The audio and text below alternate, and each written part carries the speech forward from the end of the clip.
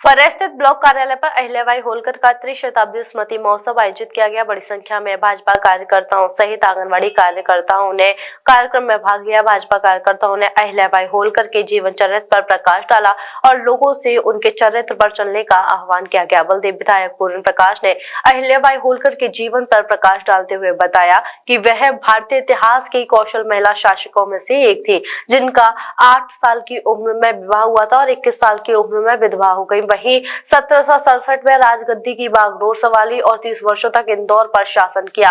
मालवा साम्राज्य के शासन के रूप में 18वीं शताब्दी में धर्म का संदेश फैलाया और औद्योगिकरण को बढ़ावा दिया। पूरे भारत में सैकड़ों मंदिरों और धर्मशालाओं का निर्माण कराया गया।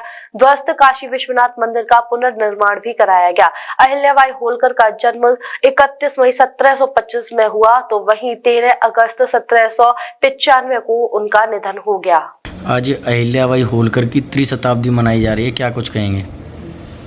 आज हमारे यशस्वी प्रधानमंत्री जी के दिशा निर्देश में राजमाता अहिल्याबाई होलकर जी की 300वीं जन्म शताब्दी मनाई जा रही है।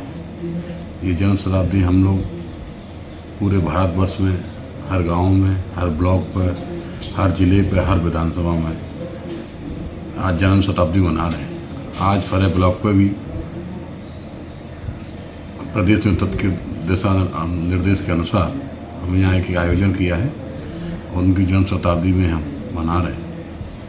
महारानी अहिल्याबाई होलकर पुण्य श्लोक का वाक्य भैया हमारे भारतवर्ष में 3 लोगों को ही ये उपाधि मिली है।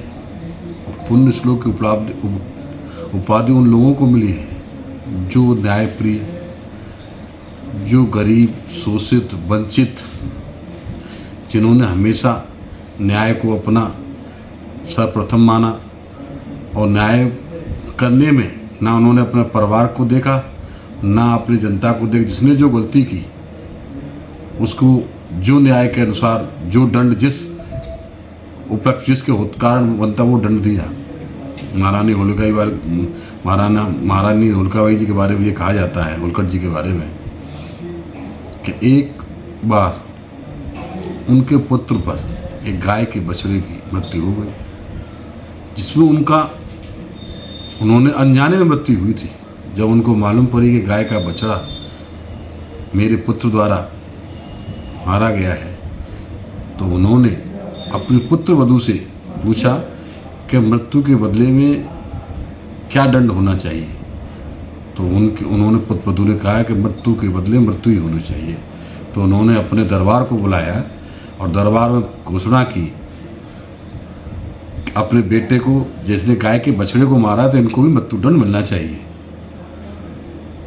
समाज ने, उनके दरबार ने अपने इस निर्णय पर पुनर्विचार के लिए कहा, पर नहीं, उन्होंने कहा न्याय तो न्याय, चाहे बछड़े का हो, चाहे जीव का हो, किसी जंतु का हो, न्याय तो सबके लिए बराबर ही होता है। जब पूरी जनता उनको दंड देने के लिए नहीं तैयार हुई तो खुद उन्होंने उनके रथ के नीचे, पहिया के नीचे उनका गाय का बछड़ा आया था, तो उन्होंने खुद अपने रथ को चला के अपने बेटे को दंड देने के लिए तैयार हुई।